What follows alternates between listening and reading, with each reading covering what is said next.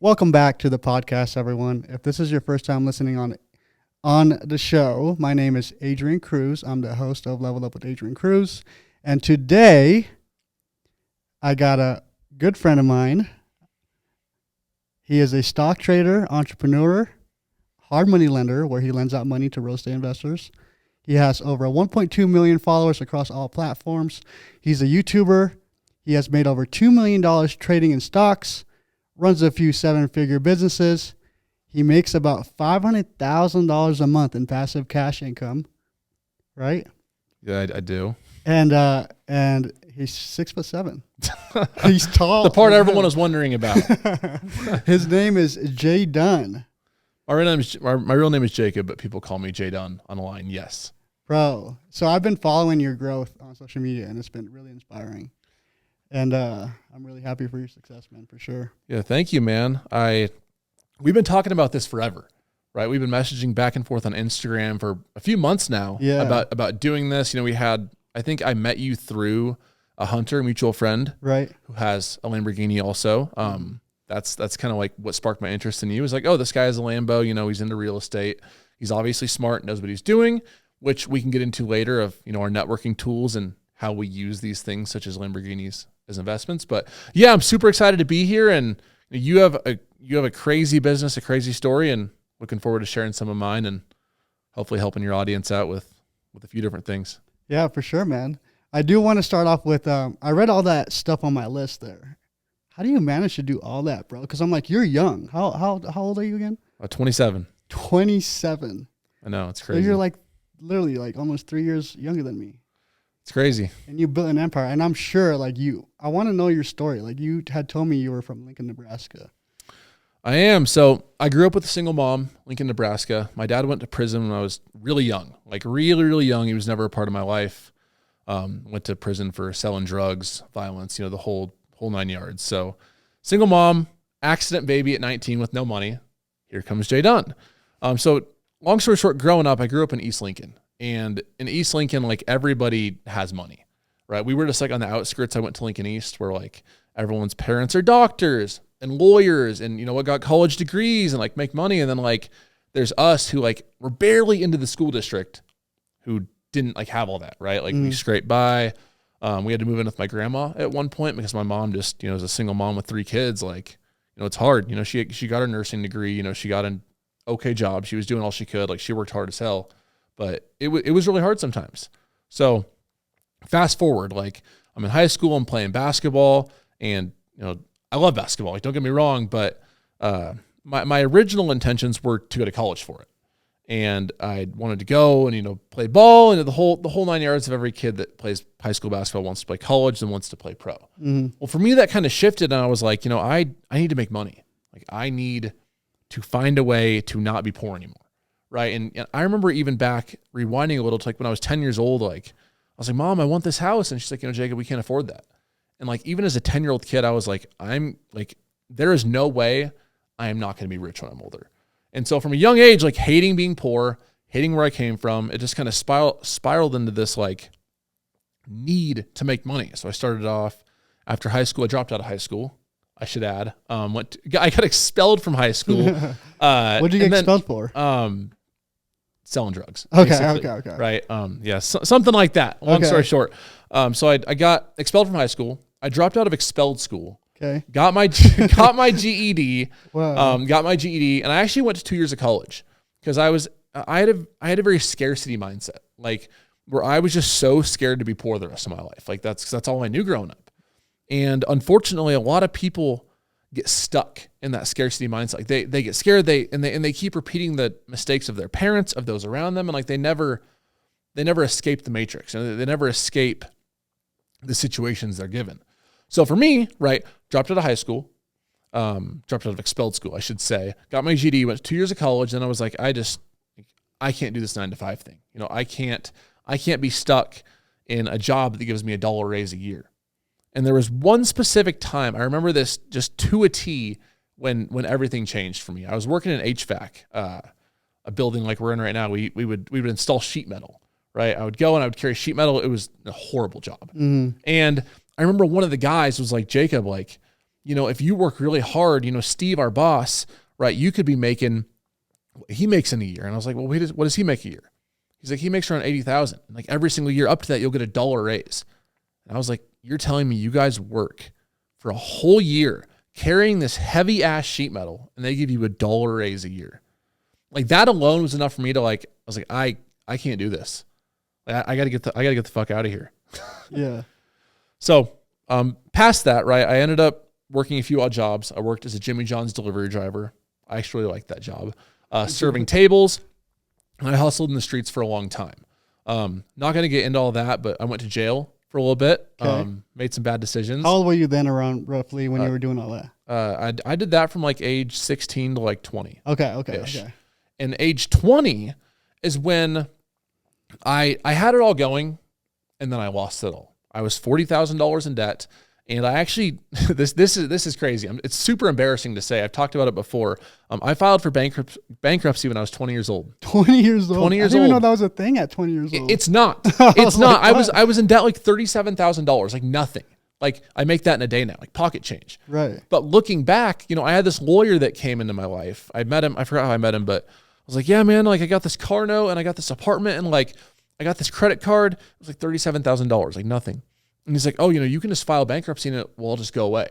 And I knew nothing about financial education, like nothing. Like I didn't have any financial education growing up poor and just not being taught that stuff. So I did it. I wiped it all away and I was like, oh, this is amazing. Clean slate. Fast forward, it killed my credit for a long time, right? And it made a lot of these things that are usually easy for people not. And so, for me, that translated into a few things. For one, I started to learn how to trade stocks. What kind of started this whole journey for me when I was 20. And for two, it really lit a fire in me that when I learned how to use money and how to make money and use it wisely, like I was going to teach that to others because I've been that kid that had no financial education. I've been that kid that made stupid choices when I was young. And I don't want any young, teens, young 20s, young 30s to go through those things. And if they can avoid even one of the mistakes I made, like that's a win for me. Yeah. So you started trading. What year how old were you when you started trading? 7 going on 8 years ago. Okay. So you're 20 years old. I was 20 years old. Okay. Right after that. Were you watching like videos on YouTube? How did you I'm going to start day trading? Cause that's like a path that's like not really popular, especially then. It's not really that popular. Like, was there like any like YouTubers that you watch or like, how did you even learn yourself? Like, how to do this, like trading? Because for me, it's like, dude, when I look at the screen and I see charts, I'm like, I do not know what's going on. What's all this red? What's all this green? What's all this? What is this? Yeah. So I was like a lot of people in the day trading world. I went online, went to YouTube, and I saw the guys with the Lamborghinis. Like, hell, I made $50,000 in a day. And immediately the first thing I thought to myself was, I was like, if this guy can make $50,000 in a day, so can I. Right. It wasn't like if I was going to do that, it was when. So for me, I saw potential to like, hey, like, I can make $30,000 in a day. I can make $50,000 in a day. And I was willing to do whatever it took to get there, right? I wanted it more than I wanted to breathe. So I dove into education. I dove into the grind and I dedicated, I didn't start full-time trading until about 4 or 5 years in. Okay. So I've been going for about 8 now, started like 3, I guess it was 3 or 4 years in. And, I would spend every day watching the market open. I was still working, I was still hustling. Because I wasn't going to rely on trading right away. And I don't recommend that to anyone who wants to get into trading. Just like with real estate, like, if you're a starting real estate agent, most of those people go and they still have a day job while they're doing the real estate stuff, right? Until you build that clientele, until you build that network, it's really, really hard to strictly rely on your side hustles and income when you're just starting out. Yeah. Yeah, it's super true. I think it's crazy how like people, just quit their job just to go full entrepreneurship. And, you still got to be able to feed yourself and feed your family. Like, that's insane to me. So it's smart did you do that then? Did you keep a job while you were teaching yourself how to trade? I did. Yeah. I was hustling. I was working at Jimmy John's. I was serving tables at Texas Roadhouse. That's cool. For like 6 months. Yeah. That was a good time. Yeah. Texas Roadhouse is good. I was holding it down, baby. The rolls, just dishing them out. Bro, them rolls. That's why I have these rolls right here on me right now. But no, I was working the whole time. And even now, like obviously I run Team Bowl. I started Team Bowl back in like 2020, late 2020, early 2021. But even if it weren't for Team Bowl, I would still be, working now. I wouldn't be working a 9 to 5 just because that's not me. Nothing against anyone that has a 9 to 5 because some people love them. Mm-hmm. But I would never just have trading be my sole income. I just think that's stupid for anyone to do. Because you don't have green days every day, right? No, you have red days are 100% a part of the game. Dude, You're gonna win money. You're gonna lose money. I gotta tell you about my crypto story. Yeah, what happened? Dude, I've heard some crazy crypto stories, Dude, so we'll see how it ranks. I had the craziest crypto ride.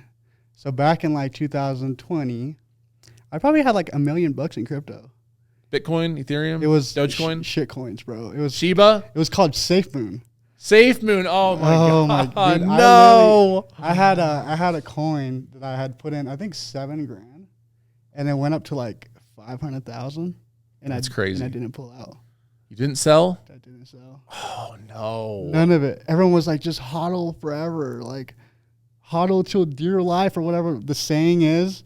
And it went all the way down to 20K. Did you sell then? I sold then. I mean, it still went 13K, but it's like, bro, like that was real money. You know what I mean? And now I'm like, dang, dude, like I should have pulled out.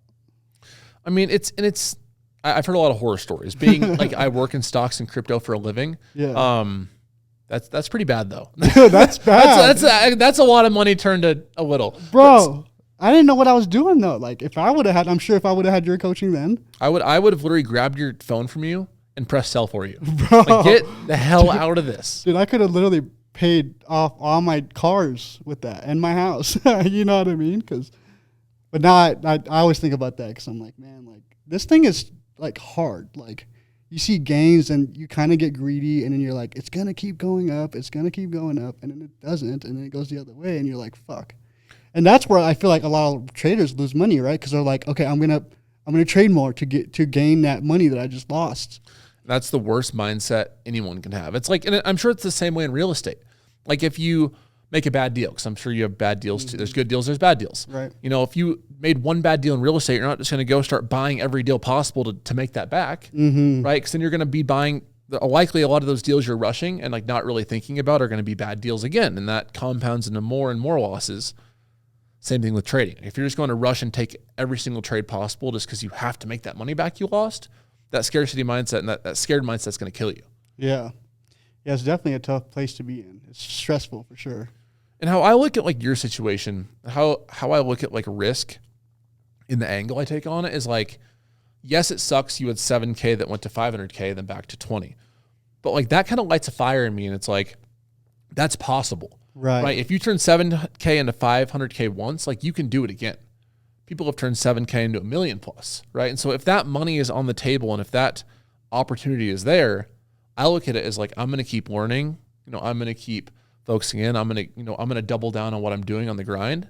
So when that next opportunity hits, I can capitalize on it. Oh, trust me, I'm trying. I'm still trying to buy shit coins, which sucks, but I don't know. I might just do what you're doing and buying, because you only make safe trades, right? That you know the charts and you know the history of, because you probably only trade like every trader out there. They only trade 2 or 3 different.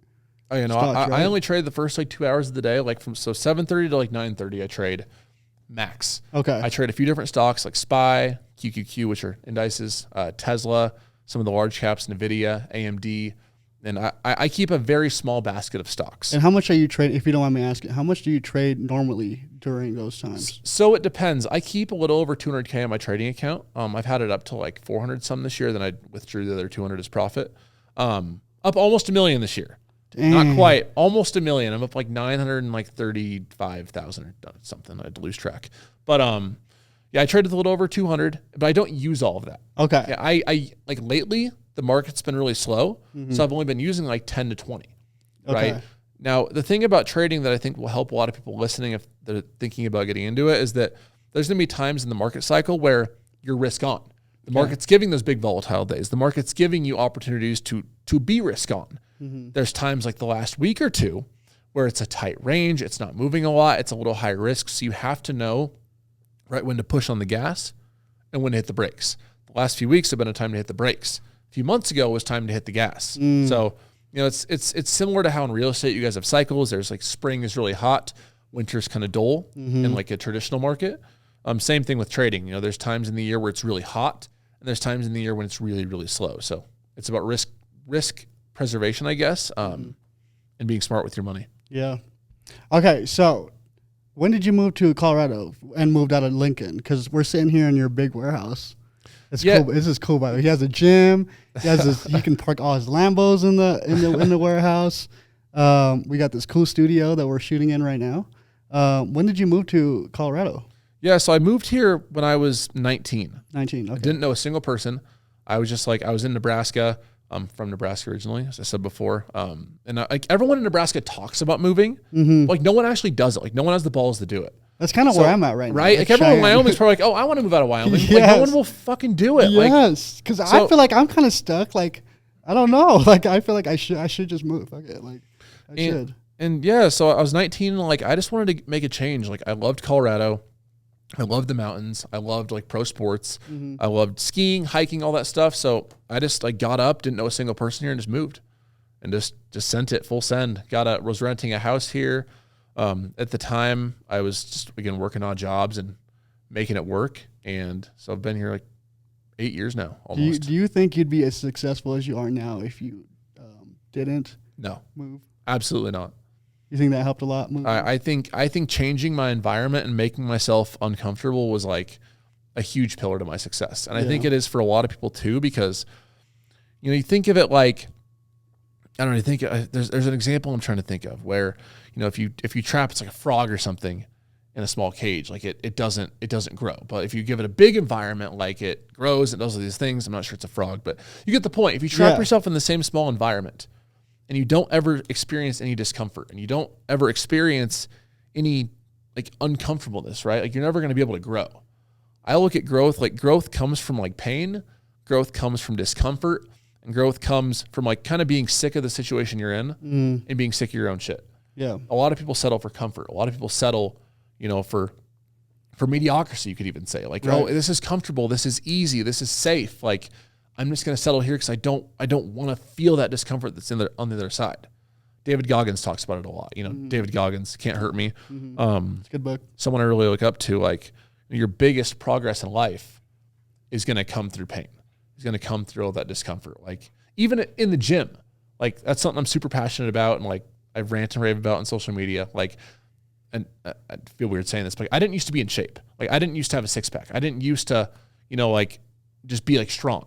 Right, I was weak. I had the traditional dad bod. Yeah, did you like that comment I put on your image? On what? On your Instagram post? Did you like that comment? There was like 500 comments. I was like, this guy's like ripped and rich.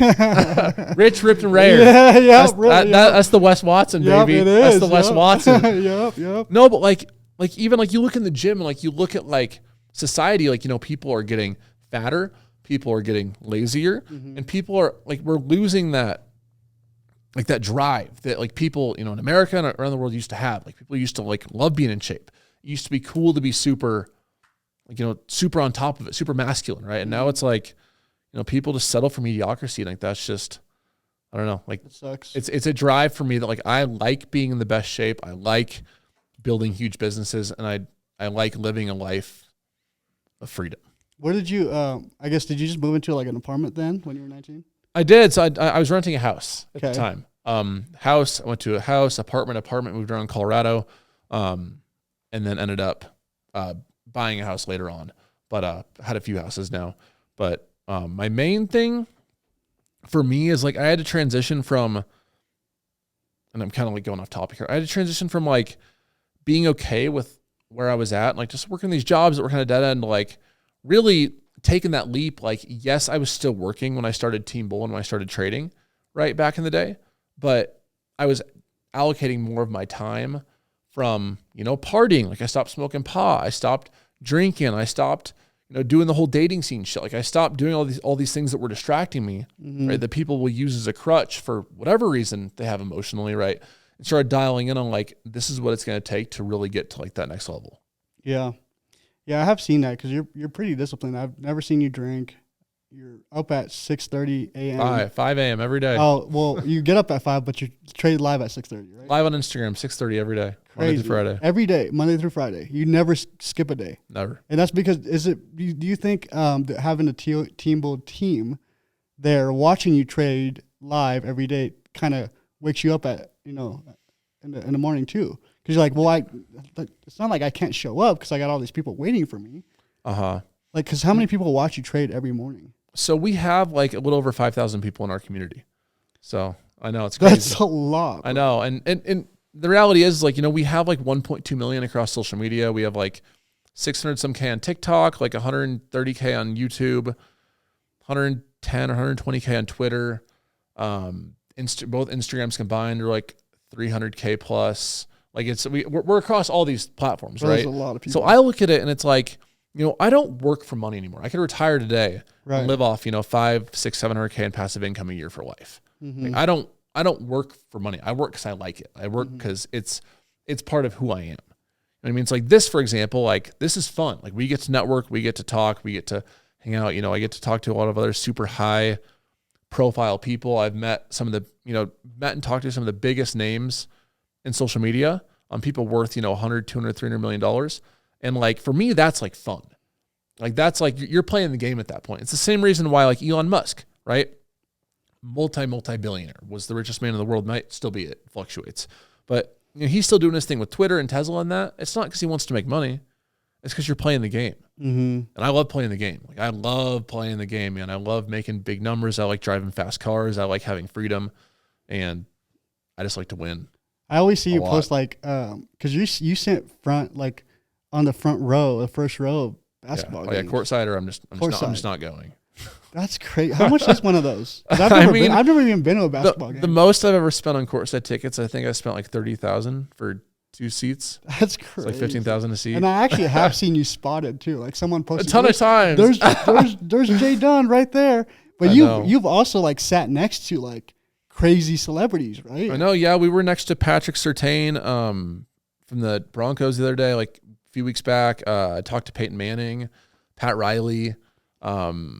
Vic Mangio, or whatever his name is, the old coach for the Broncos, Rob Pelinka, GM for the Lakers, a whole lot of people. Dude, that's nuts. Yeah, we were sitting next to the Hangover guy, the Chow, the Asian guy. Yep. Surprise, motherfucker. Yeah, that guy. They always jumps out of the trunk. Yeah. He was like a few, we sat next to Deion Sanders, like all types of people, man. That's crazy. And I look at that and it's like, you know, when you're courtside, you get access to the Lexus Club.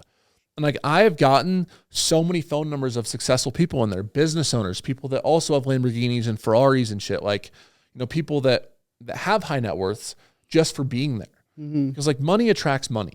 Right. Like the reality is, even like, you know, I saw you and Hunter made an episode, like, you know, you're wearing an AP, like I got a Rolex on, you know, we got like 100K in watches on right now. Like we see that in each other and it's like, hey, like I like your watch. What does that guy do?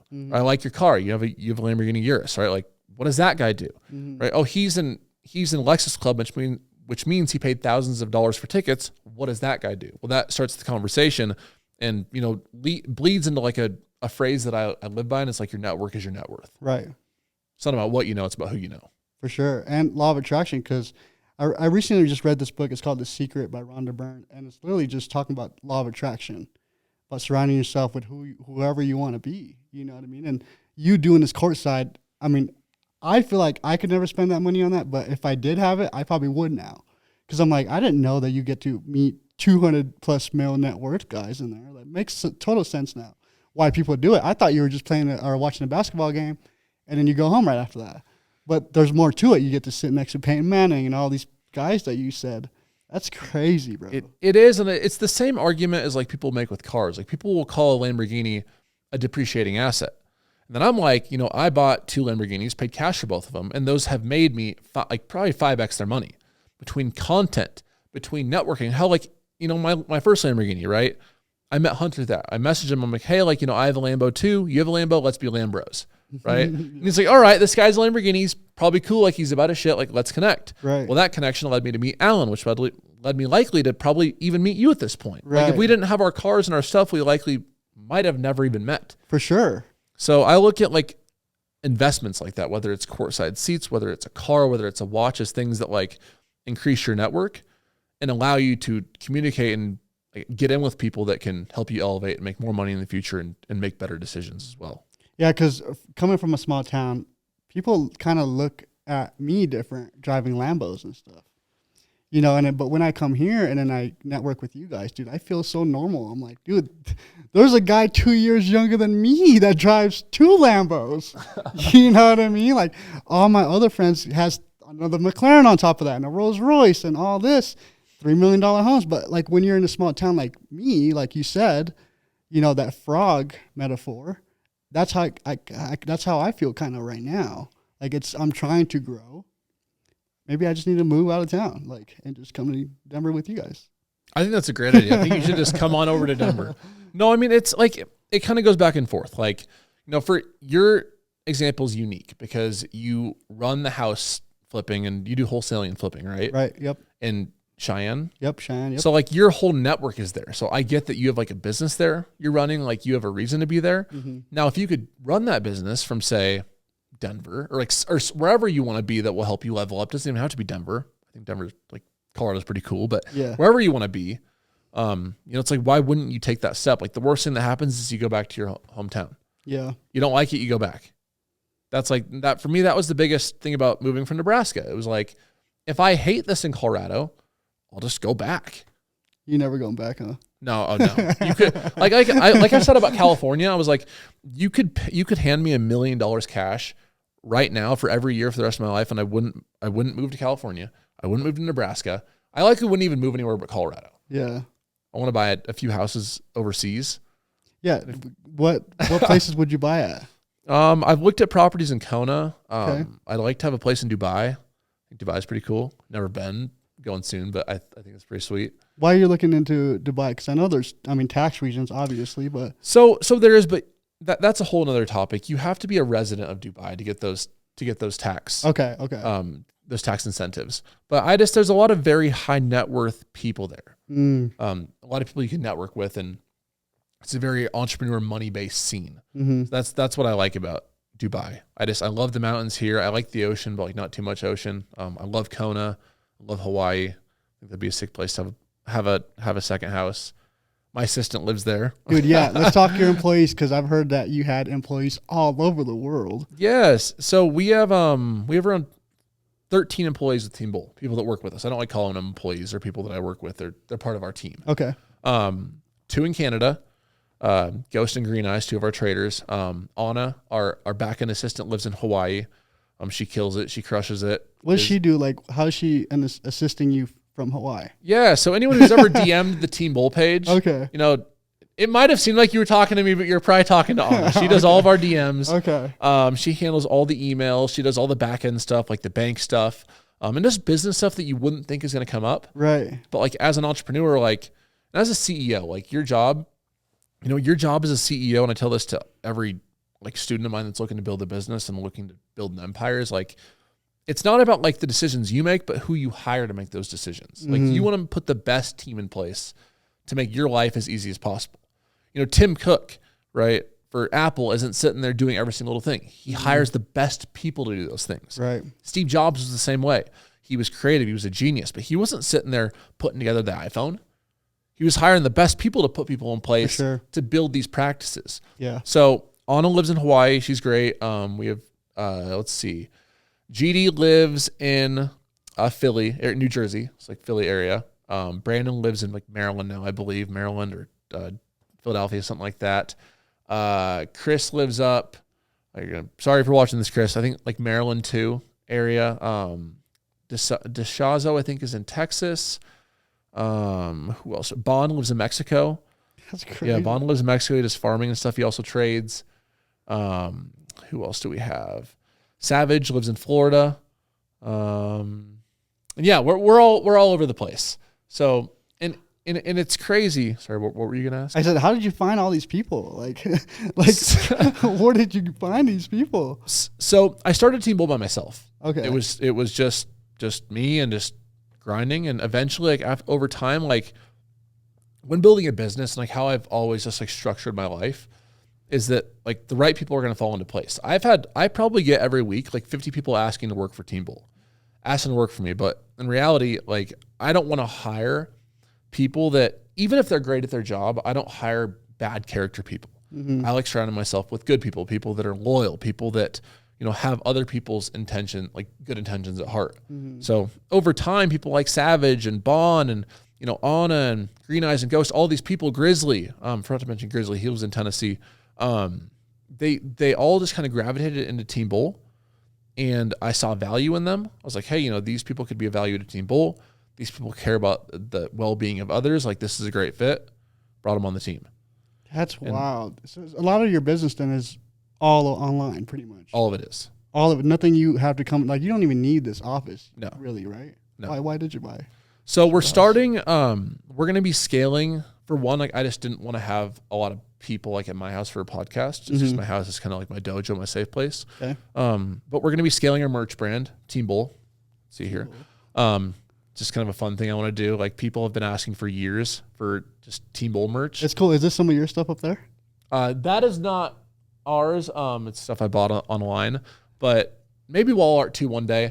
I like the idea that Team Bull isn't just trading. Like, no one wants to be a fucking nerd that says a Team Bull trading shirt on. Like, no one's gonna wear that out and take a look at my Team Bull trading shirt. Like, it just seems nerdy to me. I don't know. But Team Bull is it's health, it's wealth, it's discipline, it's leveling up your life. It's it's making money in the stock market. It's whatever the fuck you want it to be. Yeah. And so I think Team Bull is a very broad thing that could eventually compete with Alpha Elite, Gymshark, all those brands, and especially with our following, we're out to Alpha Elite, I'm coming for you.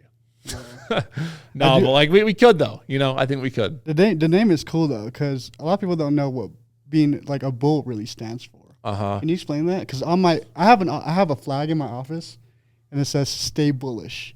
And it's like a bull. And you're not even a trader. I'm not even a trader, but I get it though. I get what it means. Can you explain to somebody what a bull means? I mean, I think to different people it's different things, but to me it's you hear the phrase you fuck with the bull, you get the horns, right? Bulls go full speed at things. They got big ass horns that will wreck anything in front of them, and it's it's a symbol of strength to me. It's a symbol of staying strong with whatever you're doing, being disciplined in what you do. And I'm also born in May, so I'm a Taurus, so kind of like bulls. Yeah. I'm not big into the whole zodiac thing, but got bull in my blood. And I know I loved the symbolism of it, the strength, the discipline, and just going full force at whatever you're doing and having no fear. That's definitely, I think a lot of people live in fear, and it's definitely who you are for sure. Let's go full force, baby. Yeah. Full send. Okay, so I wanted to talk about YouTube and social media and stuff, because I'm kind of trying to tap into that, right? Because the last 5 years I've been kind of just flipping houses, buying rentals, your whole real estate thing. But now I'm it kind of just hit me in the face. I'm dude, you need social media. If you don't exist on social media, you're pretty much a nobody, right? Yep. I mean, what sucks, but it's dude, I mean, think about it. Look around your nearest room. Look around the restaurant. What is everybody doing? Glued to their fucking phone. Right. Right. Everyone nowadays, people have the shortest attention spans they've ever had. Even kids nowadays, right, are stuck on iPads, stuck on phones. The future is, whether you like it or not, the future is phones. The future is this social media. So if you are increasing your brand presence, and if you're, connecting with people and, gaining this massive following and this trust that has results that back it, you're going to be able to make money forever. Yeah. I guess because a lot of people, especially in the old ways of business, they don't think that social media, because I remember I had kind of gotten made fun of for posting Lambos and all this stuff on social media, but I guess they just really didn't know what I was trying to do. But I'm sure now they know, because now their phones don't ring, they're out of business or whatever, right? And who made funny, right? It's the same thing in my DMs. This shit's hilarious. I'll be in my DMs and I'll post my Lambo, and some, Bob the Third will be like, rich people don't buy Lambos. And I'm like, all right, well, who the fuck buys them? The poor people? I did see Is it the poor motherfuckers that are buying the Lambos? That's so true. You know what? You're right, Bob the Third. I should just go return it, and because rich people don't buy Lambos. My bad. That is so funny though, because you're who the hell does buy the Lambo? Yeah, the poor people. Poor people ain't buying shit. Yeah, right. So money might not buy happiness, which I think it does, in my opinion. That's a whole nother topic. Yeah. Not the original way you might think, but poverty doesn't buy shit. So yeah, I think the rich people might be buying the Lambos. Yeah. What about YouTube? Because I wanted to go over that too, because you made me turn on my YouTube account, and this is actually probably going to be my first YouTube podcast. I did. I told you I wouldn't even do this if you didn't put it on YouTube. Like seriously though, like, you know, for me and starting off with my social media journey, I didn't have any social media before, what was it, like October of 2020. Mm-hmm. None. I had 300 followers on Instagram from high school, and like that is it. I didn't have a TikTok. I didn't have a YouTube. I didn't have Twitter. I'm introverted. Like I don't go out and like talk to people, right? Yeah, pass that baby over. Give me my baby. Yeah, look at Give me my baby. So Gerardo, he actually just handed me a plaque from YouTube. 100,000 subscribers. 100K. How did that feel, brother? It was awesome, man. You can just hang out with us, honey. I love you. But no, it was insane. And I'm not a big social media person. Like, and still to this day, like I have a massive following that I've obviously because I've given a lot of value. We'll go into that in a second. But you know, for me starting out, I didn't have any social media experience. Right? I started off with TikTok. I made a few TikToks. I had no clue what I was doing. I wish I could pull them up because they're absolutely awful. It's actually hilarious to watch. I was so awkward. I might have to pull it up. I was so awkward. It was terrible. And I remember one day I was going to the gym. I was going to Lifetime up in Thornton area. But hold up real quick. What year was that when you first started making your TikToks? Back in late 2020, early 2021. Okay, so I went basically from 0 followers to like 1.2 million in like 2 years, basically. All on TikTok. TikTok has like 610,000. Just over 600,000. That's crazy. So yeah, 0 to like 1 million plus, just with my JDun pages and Team Bull. Okay, keep going back to your story. You went to Lifetime. But anywho, I was on the way to Lifetime, and I had made my first few TikToks. They did nothing. They were horrible. But then I had this one video where I was talking about like some scanner to use for stocks or something. And my phone just starts blowing up with notifications. I looked and it's like 5,000 views, 12,000 views, 20,000 views. This video went to like 500,000 views overnight.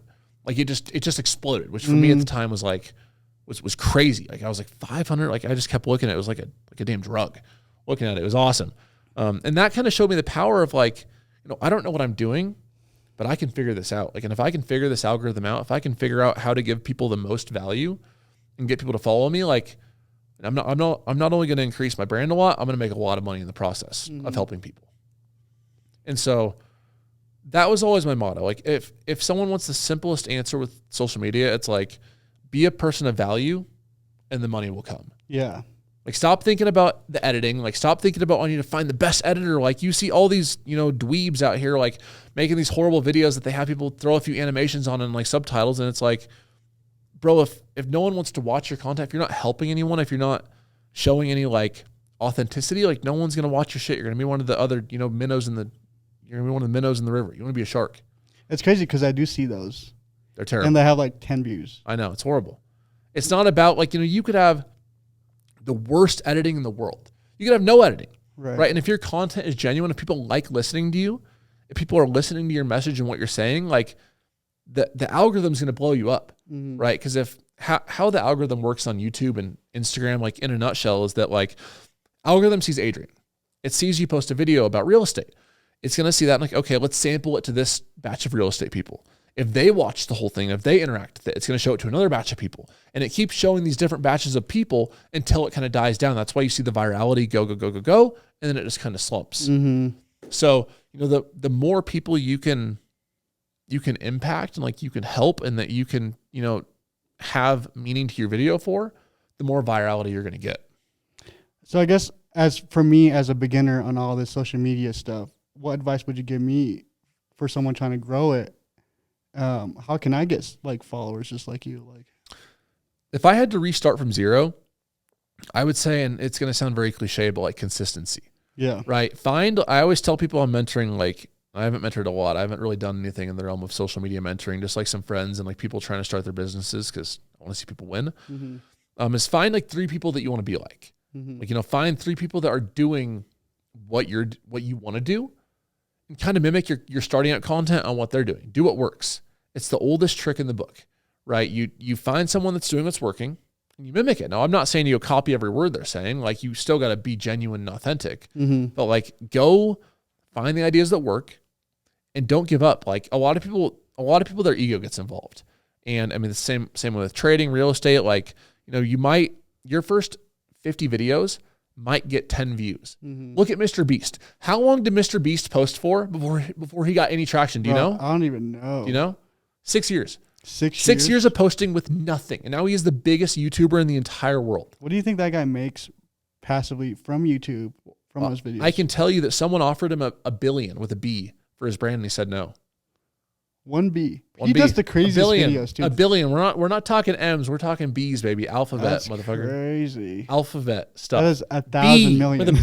It's a billion. That's a lot of money. And he turned it down, huh? Turned it down. Wow. So the point is that like too many people give up after, oh, I made this video and no one liked it. I made this video and 10 people saw it. Like people take that to heart.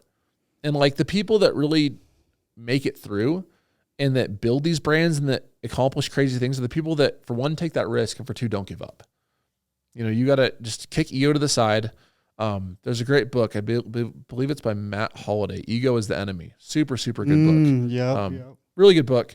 I haven't read that one yet. It's really good. That is a good one. And my I don't want to get off topic. My favorite book for any aspiring entrepreneurs is The One Thing by Gary Keller. Yep. You've read that one? He's the owner of Keller Williams. Yeah, owner of Keller Williams. Yep. Dude's very rich. Mm-hmm. And it just talks about how, you want to focus and dial in on one thing. You got a time block and not to get off topic, but super, super good book and very helpful for anyone looking to like be more productive with their time and build really anything, whether it's trading, a real estate business, social media. It's all about time blocking and execution.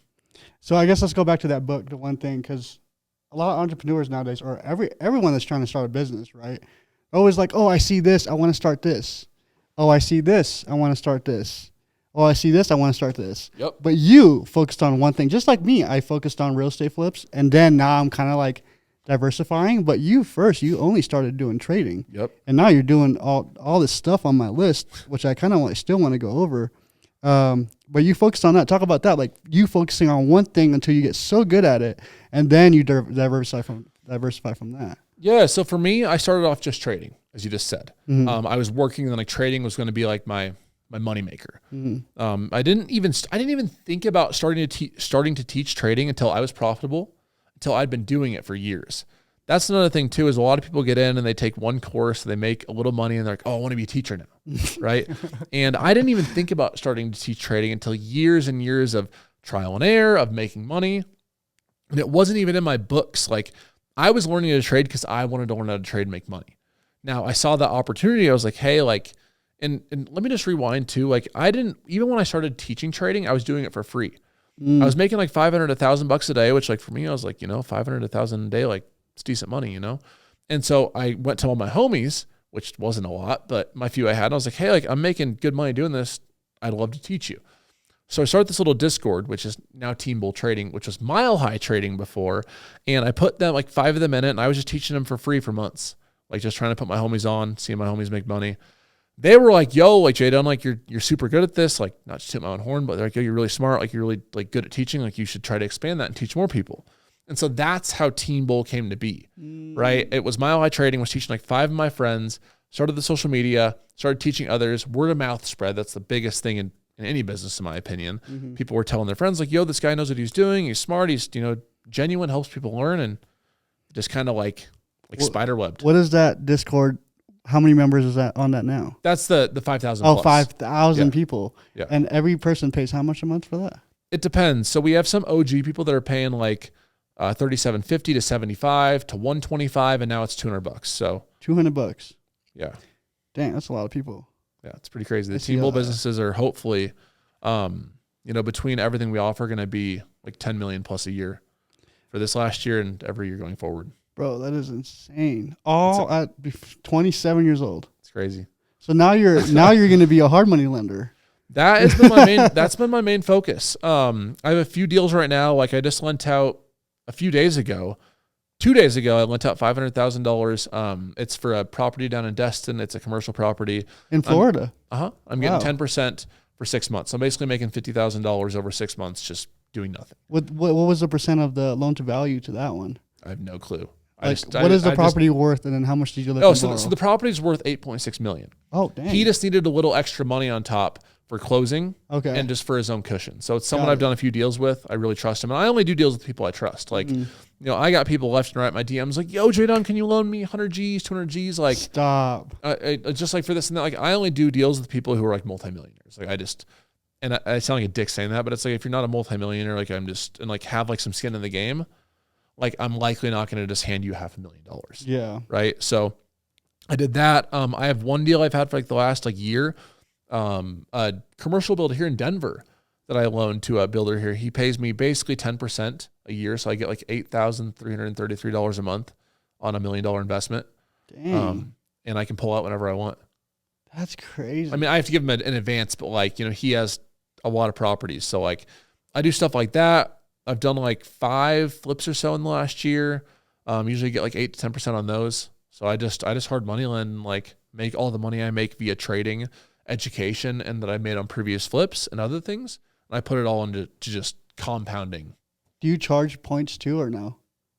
Like that's all I do is percentages. Okay, I don't want equity. I just want percentages. Okay, I just want I just want my money backed. Like in my perfect world, I'm investing like 20 million a year at like 5 or 10%, right? And just making, you know, a mil or two a year sitting on the beach. That's where I'm going to be at 30. Is like I don't plan on ever working again. Actually, 30 years old, I can see it too. I promise. You're going to buy that house. I can see it. Beach in Hawaii or Bora Bora or like somewhere not working. Maybe still trading or like, you know, hanging out with my kid or something, like going to a Nuggets game. But like I don't know, like I don't want to have to work anymore. I want to do something I love. So if that's like teaching people how to trade stocks for free or like teaching people how to, you know, do real estate or something that I'm good at, like teaching people how to get in shape. I'm really passionate about that. Maybe do that just like for like fun and like out of love of it. But like, I don't plan on working. Like retired my mom. That was cool. That's cool. I mean, she works as a nurse because she wants to, but like, you know, she like her and my grandma never have to worry about anything ever again. That was the biggest accomplishment of everything. Dude, yeah. I was talking to Michael about this yesterday because he bought his mom a house next to him. That's awesome. He's like his next door neighbor is his mom. That's so sick. That's cool? Like that for anyone watching, like that's the why. Yeah. Like when you see like if you can take care of your mom or like, you know, your dad or your grandma, who's ever in your life, like that's like where the real payoff of being a hustler comes from, you know? Yeah. You did mention, not to change the subject, but you did mention a jet earlier. Challenger 600. Is that what they say? Challenger 300. 300. Is there a 600? Probably. There's levels of jets, man. Like I'm not a private jet expert. I know a little bit, but like, you know, there's light, there's mid-size, there's super mid-size, there's heavy. Like it's kind of like physiques and fitness. Like it's like athletes. Like there's levels of this shit, you know? So like we're taking a jet to New York on the 28th. I'm going to film another podcast with a big trading guy. And basically going to do like weekend with multi-millionaire trader and entrepreneur, like showing people the whole experience, taking them along on a private jet. Videographer and his girl are coming with. Damn, G, you're going to go? G is coming. Fortunately, the kiddo's not coming. He's going to stay with grandparents. Oh, congrats on the baby, right? Yeah, thank you. Thank you. He has a 3-month-old baby? 3 months. Dang. So I got some crazy stuff to say about that too in a second, like inheritance and all that. Because I got a different perspective that a lot of people don't. Are going to be like, what the fuck? But we're going to New York on the 28th and we're going to be filming basically the behind the scenes of everything. And like, I love real content like that. Yeah. Like I love being able to show people like, this is what it's actually like being able to network with multi-million-dollar people, right? Being able to take the private jet, being able to go to the nicest hotels, like being able to go to the nicest restaurants. Like I love showing people that shit. Cause like, that's what I was looking at when I was broken. Yeah. Where were you at last night? Last night? Yeah, you were like at 801 or something? Yeah, 801. Yeah, 801's good, dude. I love their steaks. That's cool. It ain't Nobu, but it's all right. But yeah, well, let's talk about the inheritance then. Well, since you brought that up. So as far as a kid goes, I think this is an interesting perspective that like people don't look at. So originally I was like, you know, like my kid's a millionaire and he ain't even born yet type shit. Like, you know, that's what I was telling my family. I'm like, yo, this kid's retired and he's still 7 months in the womb. Like he's sucking on his thumb in the damn womb. But no, I was talking to my girl's dad and like, my fiance's dad. And he's like, you know, like, it's kind of like you, Jacob, like you grew up really poor. So like you develop this hustler mentality. And so you go and you take all these rich fucks, like you take their lunch, like, you know how to hustle, like, you know how to work people and work the streets. So I was like thinking, you know, if I let Riker, my kid's name, just grow up and like get everything handed to him and like not have to struggle, like some hustler like me is going to go take his lunch. You know, True. some hustler like me is going to go and just eat him alive. Mm-hmm. So like I kind of have the Shaq mindset where like as of now, like, you know, I'll help him with like stuff, like I'll give him food and shit, like as a parent. But like, you know, he's gonna buy his first car. Okay. He's gonna work for that. Like, you know, you're not gonna give him, I'm rich. You aren't rich. You're not gonna give him the humble Honda. Maybe he'll get the 2012 humble Honda in 15 or 16 years. But like, you know, I think that kids and people need to learn how to work, and they need to learn how to face adversity and pain. Mm-hmm. Right? Pain is what I said before leads to progress, which leads to, you know, results over time. And yeah, no, I'm super excited to see him learn how to work for everything. Like I had to buy my first car. I had to buy everything. I never had an allowance, never had, you know, a trust fund, never had any of that shit. So he's going to watch dad drive the Lambo while he, you know, drives his 2000 Mitsubishi or some shit.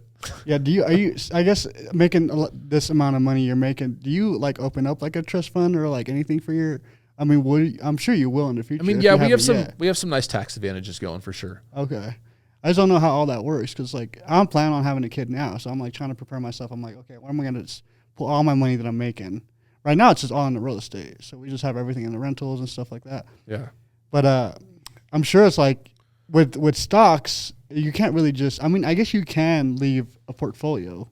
Do you have like a permanent like portfolio you have a lot of money in, or do you just always just trading every day? I do. I have a 401k, and I have some like other long-term investments. I like Bitcoin. Oh, you do like Bitcoin? I do. I think that this is a whole nother rabbit hole, but like when you look at the financial system and like what is money, right? You're gonna get me down a whole black hole. Like what is money? Long story short, like, you know, the Fed, and if you know like what money really is, like it's like 3/4 of cash that's in circulation right now is printed within the last 3 years. Mm-hmm. People don't know that. Like the Fed can just print money. We're not on the gold standard. We left the gold standard back in like the 1970s, I believe. Right, we're on what's called the oil standard, which is basically like our money isn't backed by anything. Like what's your dollar backed by? Yeah, nobody knows. They're like, I can buy, you know, I can go buy Starbucks with it, so like it's backed by something. It's not backed by anything. The thing I like about Bitcoin, now again, I understand there's risk in every investment, is that like there's only a finite amount of Bitcoins. It's around 21,600,000 Bitcoins. Once those are owned and like halved and, you know, mined, there's no more Bitcoins. Mm-hmm. There's none. You can't just, it's all an algorithm. So like I look at the future, you know, the 5-10 year game, and I'm like, you know, this already has enough steam right now. What happens if, you know, we get rapid inflation in the future? What happens if, you know, we do get any type of economic event to where our money is worthless, kind of like Venezuela got, right? Mm-hmm. If you studied up on that situation at all.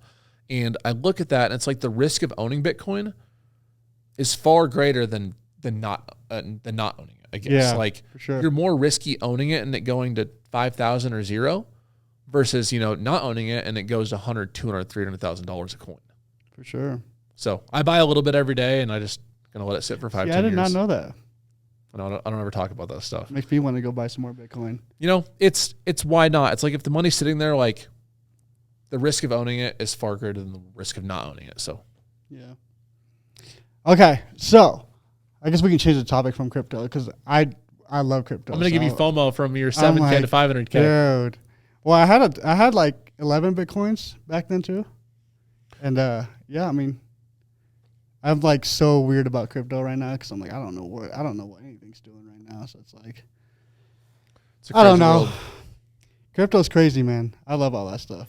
I think backtracking off crypto and back into like the business stuff, like, you know, a lesson that I wish I would have learned early on, like when I made my first $1 million, like I think I was 24, going on 25. Mm-hmm. I did a lot of dumb things. I was I think I heard about you going shopping and like dropping like 20 bands at the mall. Oh my God. I was like, you could like tattoo Neiman Marcus on me. Like I was taking people shopping. Like Gerard was laughing. Like I was taking anyone I was on a date with, like we're going shopping. Like, you know, I was just, my girl's going to watch this big. What were you doing? No, but I was just spending just stupid amounts of money. Yeah. Like, you know, thousands every single weekend. It was like, whatever I'm doing, whoever I'm with, like we're going to Neiman Marcus, we're going to ball out, we're going to go to the best dinner. Like I was doing just stupid shit. That's fun though, right? I mean, you have to experience it, right? To know. Yeah, but I look back and like I spent like I think in a year I spent like $110,000 on clothes. Like I still have all of them, like Amiri, Balmain, like Givenchy, like all that shit. And it's like I look back and it was such a waste of money. Like I was paying money to impress people that like didn't really give a shit. Like people don't come network with you because you have a Balmain shirt on. Facts. Right? You know, if you have a Lambo, that's different. If you have a Rolex or an AP or a Richard Mille or something, that's different. But like I was spending money on shoes and shirts and pants and belts, like all this just dumb shit that like did nothing for me. So if I could go back, I would save all that, especially like obviously now it's like I could still go buy it and I wouldn't really notice. But for anyone who's like an up and coming entrepreneur, it's like it doesn't get you anywhere buying all those expensive clothes. Yeah. For sure. I've never done that before. Don't. Stay away from it. I've never done that. I think you'll save a lot of money for yourself and from just useless spending for others. Yeah, because I've always been like always redeploying everything that I made. I've always kind of just redeployed back into my flips. But kind of now I've never had designers, so I'm like I went and bought like Gucci shoes. Like I'm wearing Versace shoes now. And it's fun to have some. Like it is fun. Here and there because I never had it, so I'm like, but I'm not dropping 20 bands. Like this is like used for $500. Yeah, that's fine, right? Yeah. Like it's nice to have some nice things for sure. Like clothes are fun to have to some extent, but like I just look back and it's like that was literally like I would every Saturday. Like when I first became a millionaire, I was making 6 figures a month. It was like wake up, go to the gym, margarita for lunch, drop bands at Neiman Marcus. Like just Bro, are you sure you don't have that tatted on your chest? Routine. Yeah, right? No. And the more money you make, the more people you network with, realize like what's smart and what's not smart. And like that was just not one of the smart things. It's crazy because like going back to that, if someone would have had told you that it wasn't smart, you still wouldn't listen. Oh, no, not at all. Like he's an idiot. Like let's go shop. I don't know what you're talking about. let's go ball. Well, I think that's just one of the the things that we learn in the game and being an entrepreneur is that don't do that. Buy real assets that will make you good money and a return and all these things because there is a lot of people out there. I see it all the time. Like I didn't buy designer until now. Like I told you, I just bought $500 used Versace shoes. Like, dude, I have never bought that, and I've made a ton of money in my career. So it's like nuts to me that people do this without even making 6 figures, or like it's nuts to me. It's crazy. So another topic I wanted to ask you about is how has having Michelle in your life, and how's how's your partner affected your businesses and like affected your life? Because I see I see a lot of young people getting into money, like young men that are like, I want to go out and be a player and do this and that. Like, how is having that set partner like helped you, and how has it helped you? I think it's I think I wouldn't be here if it wasn't for her, for sure. Like, because there were so many nights that I wanted to give up.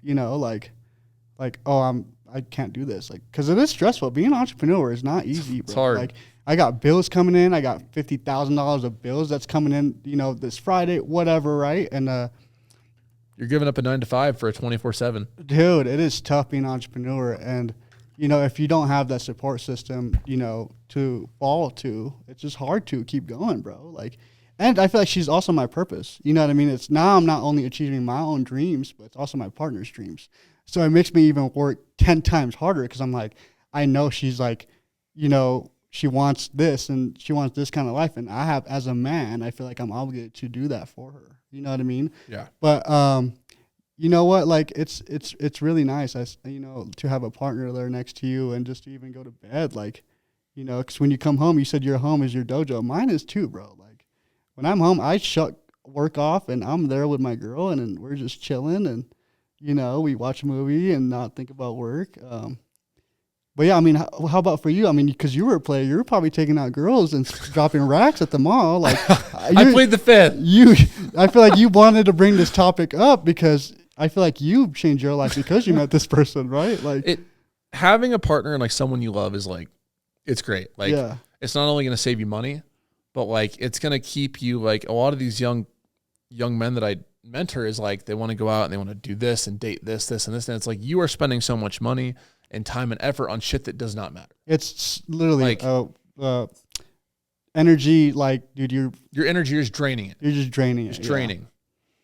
So I've been on both sides of the the spectrum. And I think that like having someone that like you can build with and that like can support like what you need spiritually, emotionally, physically, like all the things, is going to make you a much more powerful man, a much more powerful entrepreneur. The same thing goes for women. Like you have a man that supports you and like helps you and, pushes you to achieve your dreams and whatever that means for you. Like you're going to be a much more powerful force together than like you are allocating your energy to this, that, and not ultimately ends up like unfulfilling. Yeah. So that I can relate with, but I can't relate with the kid. Tell me about that. Like, how does it feel having a kid? Like being an entrepreneur and handling so many businesses and dude, I don't know how you do it. It's hard, dude. It's all time blocking. It's all just like, and not procrastinating. Like my biggest flaw is I would just sit there and just like, I wouldn't even like scroll. Like I don't like consume a lot of content. I'm just like, I'm not a scroller. Like you'll never catch me scrolling Instagram, like liking pictures and commenting. Like I'm a producer, right? Mm-hmm. I produce, I get the fuck off. Mm-hmm. But I would just be like endlessly just like doing just random shit in my phone, like trying to get business or ideas for my business and content, like, and doing things that were work related, but not being productive. Mm-hmm. So I started time blocking, started planning my days, like every day from 5 a.m. to basically bedtime. I have my whole day planned. Now, obviously, everything's not perfect. I'm not like, oh, it's 6:01, better go do this. But like, I follow it pretty closely to a T. Like, in what I do, like whether it's on a yearly schedule, a weekly schedule, a monthly schedule, a daily schedule, is I always schedule my time off first. That's a big topic. And the one thing too, is the richest people in the world all schedule like, hey, like, I'm going to take off 2 weeks in March to go to Hawaii. I'm going to take off a month in September to go to Bora Bora. I'm going to take off 2 weeks to go to the Maldives. Like all these, whatever you want to do, right? Whatever your time off is, you book that first. So then your mindset becomes that you're basically working around your vacations. And that drives you to work way harder, to stay way focused and get shit done in the time you have, so that when vacation time comes, when off time comes, you're ready to go relax, recharge, reset, and then back to the grind. Mm-hmm. I take that same philosophy and do that on the daily. I'm like, all right, like, I'm going to take off, 6 to 9 p.m. to watch The Bachelor with my girl. I don't fucking know. Like, and from 5 a.m. to 6, like, I'm going to make 3 reels. I'm going to make a YouTube video. I'm going to trade for 2 hours. I'm going to go to the gym. That's everyday non-negotiable for me too. It's the gym. And I time block all that so I can be productive in the time I have, and spend the other time with my family, right? And have both those coincide so I get more shit done. Yeah. I guess a lot of people don't do that, especially in entrepreneurship. They just think that, they kind of just run around crazy with no schedule when. And dude, like hard work, like it's such a myth. Everyone's like, oh, the hardest worker wins. No, the smartest worker wins. Mm-hmm. Like my smart work will crush your hard work every single day. You know what I mean? Like, the smartest worker is like, you can work 18 hours a day. Well, so do construction workers. Nothing against construction workers. I'm just saying like construction workers work 12, 14, 16 hours a day. And they're still working hourly, right? Or for a salary. Like, Elon Musk could work 2 hours a day and make $1 million, $2 million. Crazy. You know what I mean? It's not about the hours you work. It's about how you use those hours. Yeah. And trading, entrepreneurship, and real estate and life. Mm-hmm. Do you feel like you do have more purpose now that you have a kid too, though? Like you're more like nothing, like, I need to do this now because I have to leave something behind for a legacy, pretty much, right? I mean, yes, like, but I have a different angle to it. Like, a lot of people are like, oh, like, I want my kid to be set, like, and I want to be proud of my kid. Like, I want my kid to be proud of his dad.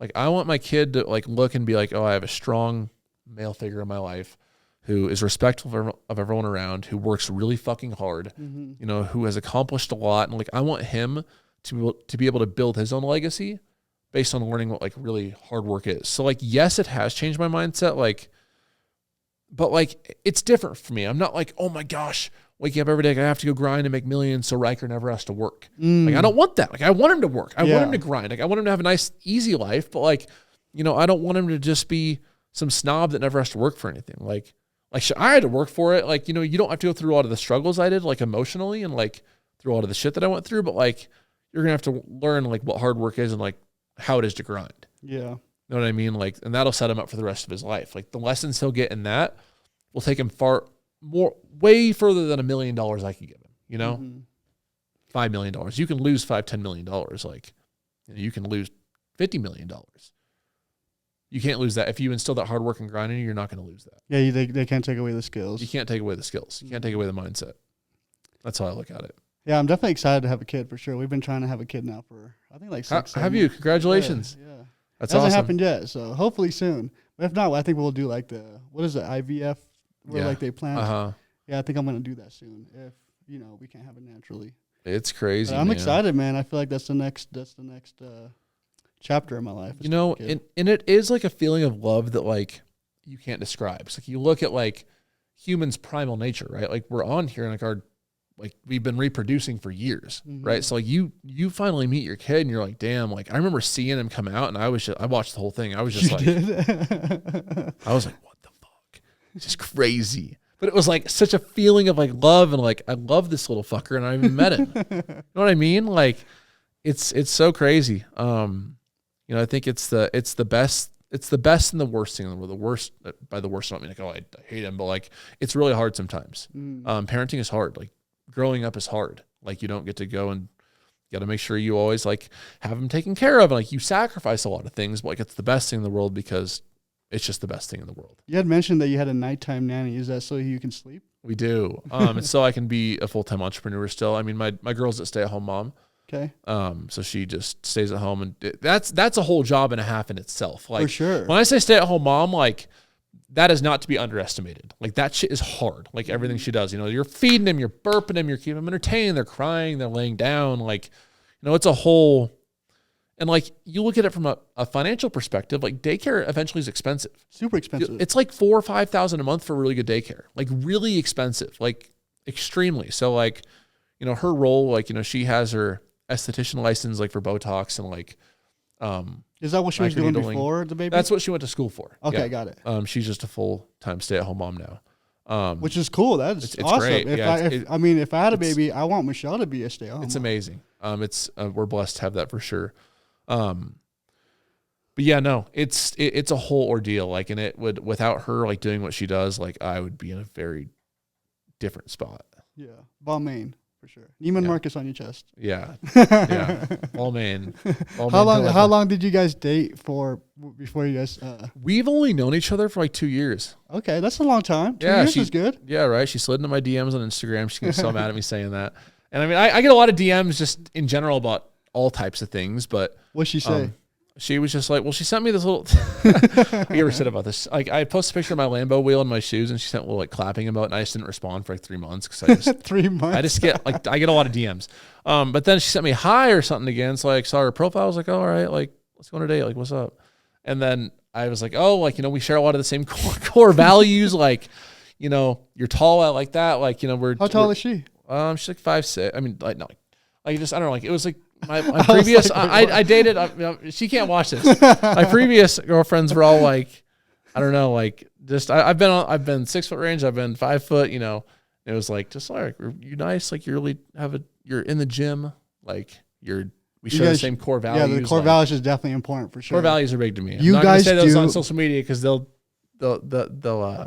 crucify me, but, yeah, we share a lot of the same core values. Do you guys do like couple vision boards or anything like that? Or do you even do vision boards yourself? Yeah, so I do have it's not very good. I haven't worked on it in a while, but like I'm big on like looking at what I wanna, like what I have. Like when I wanted the Lambo, I had a picture of the Lambo on there. Like my home screen of my phone, it's my baby now.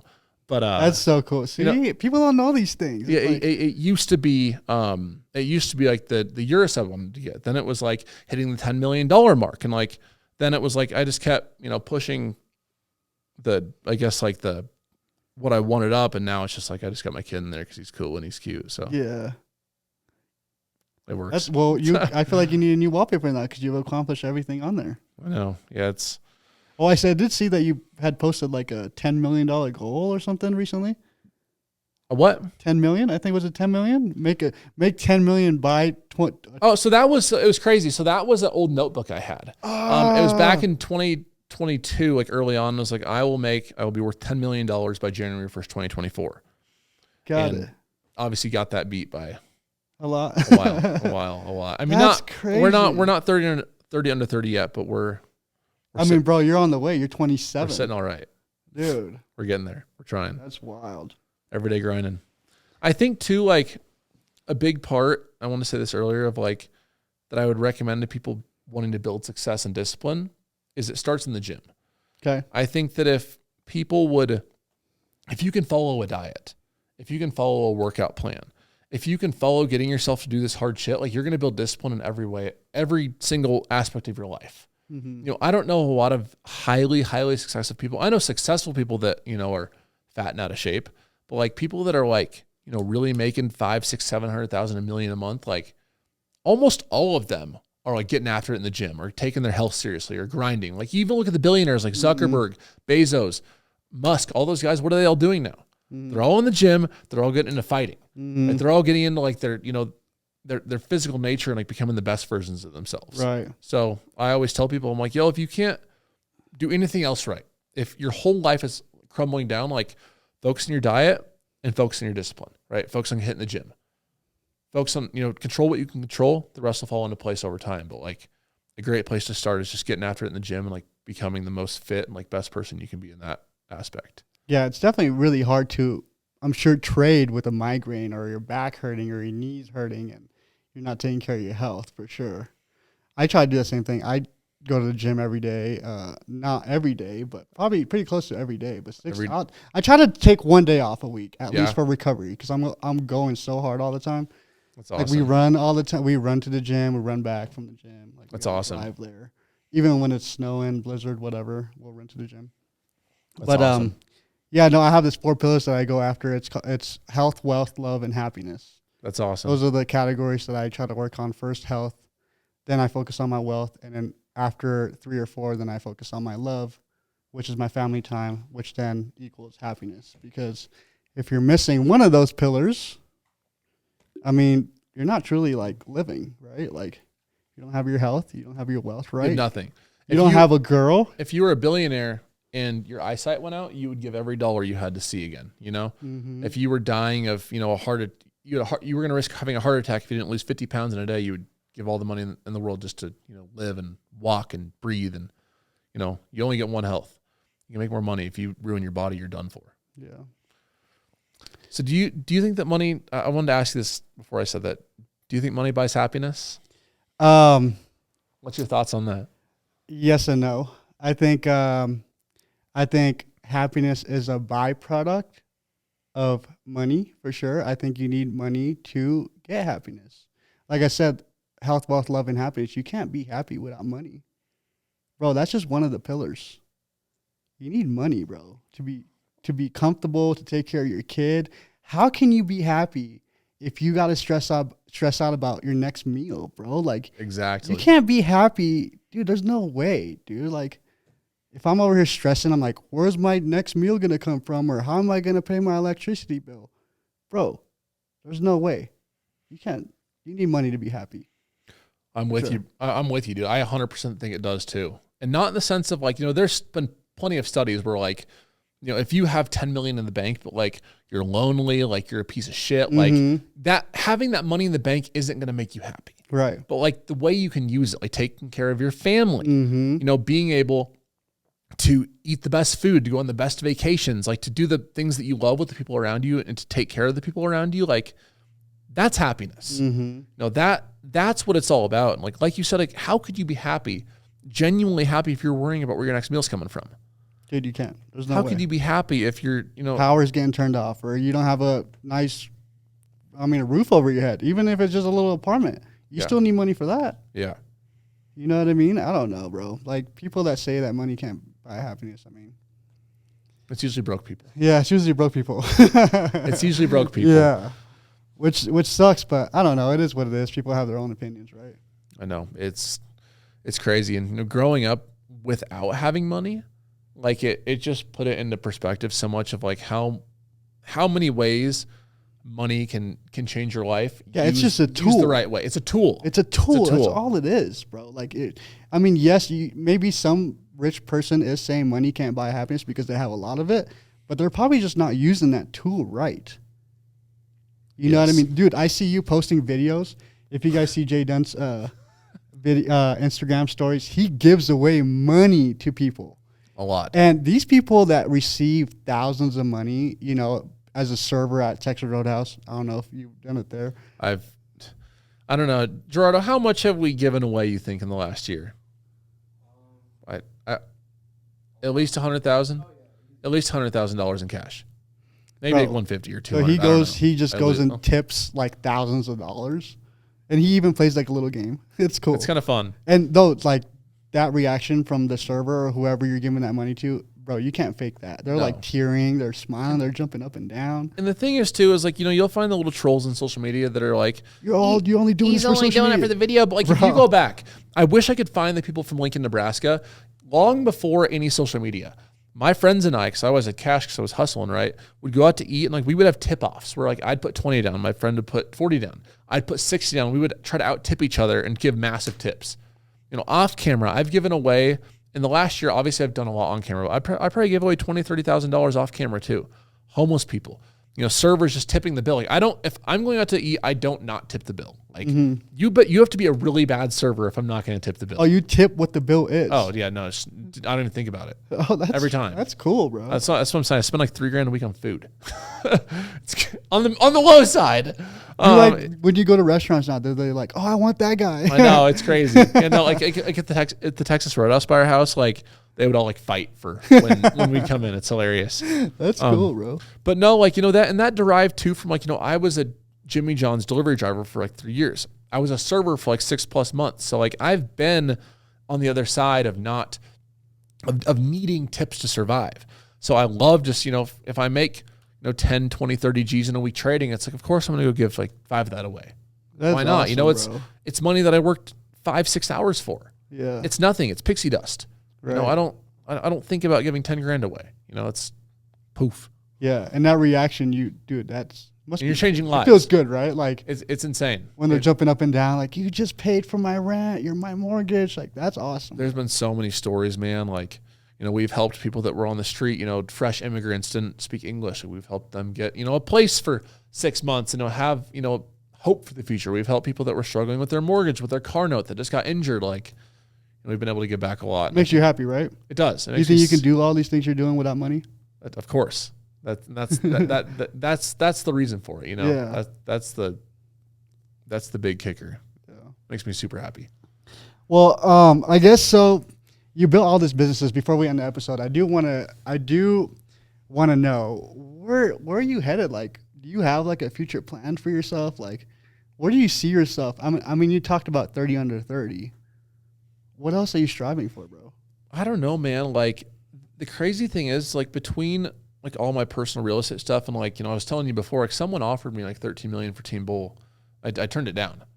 I said no. That's wild. I would have been like, let's go. It would have been like my crypto deal. I would have just grabbed it. No, and it's just because, well, for one, like I know that like with everything, like, Team Bull could be a $50-100 million brand. Like I'm fully confident in that. 100 million likely. It'll take a few years. But, for me, it's not about money anymore. Like I have everything I've ever wanted. Like, my house is paid off cash. My cars are paid off cash. Like I don't have any debt.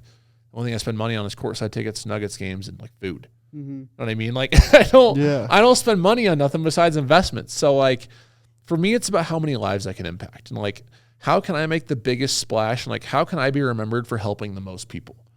Like, it's the same reason like you see Bezos and these billionaires like giving back to all these charities and stuff, like, because that's where the true meaning and purpose comes from. I want to be the most present dad for my future kids. I want to have like 4 or 5 or 6 kids. I want to have a lot of kids. I want to be the most present dad for them. And I think what's next for me is, I don't know exactly, but it involves helping a lot of people and giving back to the community as much as I can. That's cool, bro. Yeah. I definitely want to do that too. It's a different type of feeling when you can have an impact bigger than just money. Now, obviously money is kind of how we get there and money's the tool we use, but having an impact that leaves a mark and people remember like JDun was, no one remembers like, for example, no one remembers what you have, but how you make them feel. No one's going to remember the guy with 3 Lamborghinis. Like no one gives a fuck about that. They'll forget about it by tomorrow. Right. But people remember like when you help them change their life, when you help them get in shape, when you help them take care of their mom, like when you help them, buy that wedding ring for their fiance, like whatever it is, like that's cool. I want to make a difference and, help society move forward, not back. Yeah. How many DMs do you think you get? Because I'm not as big as you, and I get at least one a week. Big, long paragraphs. Hey, man, you changed my life. You probably get that every day. Quite a bit. Probably like, I don't know, like 10 to 20 a week. Dude, that feels good, right? It's cool, right? Comments on every post. Like, it's good. It's bigger than money. Yeah. It's bigger than money for sure. That's the cool thing about Team Bull is like, it's not your typical trading community. It's like a lifestyle. You know, it's like Team Bull, like, I feel good. I can work hard. I can make money. I can level up. You know, I can do all these things, and I have the power and, you know, the strength to do so. Yeah. Well, thank you for inspiring me, bro. And I know a lot of people follow you, and I'm sure they're very thankful for all the posts that you post. And you make me want to be a better man, dude. I want to make more money just so I can give it out too. Like that's cool, bro. I want to go tip somebody $5,000 right now. Like that's cool, bro. It's fun. Yeah. So I appreciate you also for coming on, because I know, we're both not getting paid for this.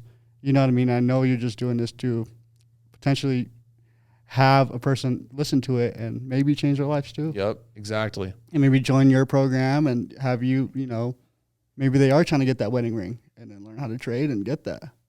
And maybe for me, like I'll teach you how to flip houses, and then maybe we can flip a house together. And you kill it at what you do. Trying to, man, for sure. Kill it at real estate, and soon to be everything else that you're going to be teaching on here for free, and all your programs you're going to be opening up in the future. You're going to help a lot of people and change a lot of lives too. Thank you for also popping my cherry on this YouTube. You're welcome. I got you. Yeah. You guys are watching. You got to go subscribe to this man right now. Smash that subscribe button, baby. All right, guys. Well, is there any last words that you want to say? No, just, as I always said, everyone, results come from discipline. You build discipline through everyday tasks. How you do one thing is how you do everything. So, going into 2024, I assume this will be up before 2024. So a challenge that I gave to a lot of my following was that, I wanted them to imagine that January 1st was on December 1st. Or if you're seeing this on December 15th, I don't know, pretend the next day is January 1st, and whatever your New Year's resolution would be, take it and start that. Make incremental changes so when January 1st comes, you're ready, because it's 99% of people don't follow through with their New Year's resolution. Mm-hmm. They just don't. So if you want to win 2024, you're going to have to do something different than you did in 2023. If you want to see change, you're going to have to do something different. So that's my message to people, and I want to see more people win and make more money in 2024, and it starts now. Yeah, I always think about that, because what got me here won't get me there. Yes. And actually, you actually made a good point about the whole New Year's resolution, because on my goals there, I had start a YouTube channel and start podcasting, right? Take it more seriously on January 1st.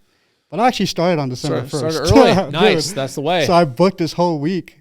And I booked you because I'm like, dude, this dude is so smart. I got to get you on. Bro, I remember, I know we're running a little over, on January 1st of 2018, 2017 is when I quit nicotine. I was smoking 2 Juul pods a day. I was you were that cranking. Guy. Oh, I love nicotine. I was a nicotine fiend. I was smoking cigarettes when I was really young, disgusting. Then I was just vaping, just cranking Juul pods. And on January 1st of 2018, I took my Juul, just launched it. Never touched nicotine again, 5 going on 6 years later. Wow. I know. It's crazy. No alcohol, nothing either, huh? What is your I know we were trying to end the podcast, but how do you cope with stress when you do get stressed? Honestly, I think everyone has vices. My vices used to be unhealthy. Now they're the gym. I meditate. I eat a really strict diet. I only eat meat. I see vegetables. You at the sauna all the time. G actually started doing the sauna thing too. Sauna every day. I take my health extremely seriously. Sauna every day? Every day. Wow. Work out every day. I only eat meat. I intermittent fast every day. I don't eat breakfast ever. I work out hungry. I trade hungry. I have my last meal before 8 p.m. and I eat again after noon. So I take 14 to 16 hours off of eating every single day. Do you think that keeps you your mind sharp? It's a game changer. Yeah. Because I've noticed that too. It keeps me thin. When I eat breakfast or a big breakfast, I feel like I'm not as sharp as if I would have fasted. Yeah, breakfast is a scam, man. Dude. We're so as a society tuned to wake up and eat fucking Cheerios, or have a Krispy Kreme donut. That's just how we're we're tuned. But our ancestors, they would have to go out and hunt and go find their food, and wait to eat. So our body has to use the fat that we have and the energy we have to go hunt first. To go hunt, yes. And then get the food, eat. And now we just eat. So that's where intermittent fasting comes in. Like it's kept me like, I'm the strongest I've ever been in my life. And like the lowest, I think I'm like 9 or something % body fat. That's 8 or 9% body fat. Like I just stay there. Like I did, I could go eat a fucking donut a day. Have you ever done like 75 hard or any of that stuff? Oh yeah. A few times. You have? Cool. A few times. I got all the way up to phase 2 and I haven't done phase 3 yet, but that's awesome. I need to do. I'm big in like the whole primal living and 75 hard thing. Big time for me. Before I get you off, I guess I got 2 questions. Okay, you mentioned one book, one thing. I'm really big in books. Is there another book that's kind of changed your life? Atomic Habits is really good. That's a good one too. Mm-hmm. Atomic Habits, Ego is the Enemy, Solid.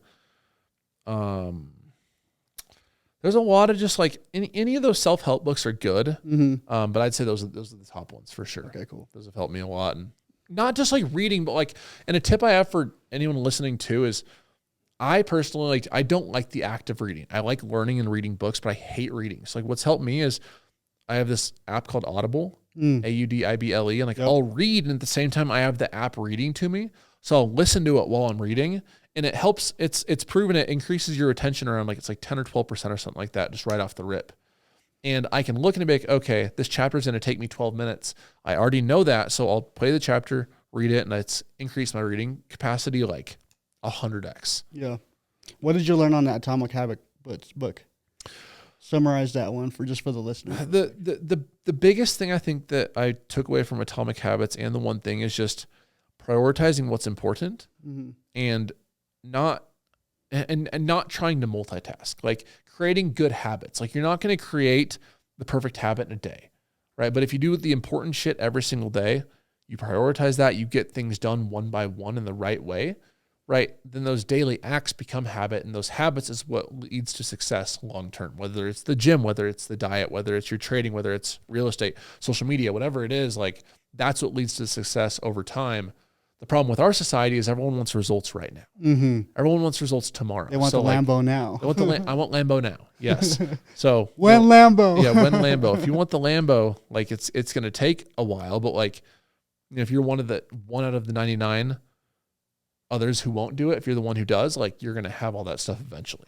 Yeah. Starts with habits though. Starts with good practices and building on solid discipline. Well, I appreciate you, like I said, for popping my cherry on this, and anytime. If this one's free, next one's going to cost you. I know, I'm sure. I'm just kidding.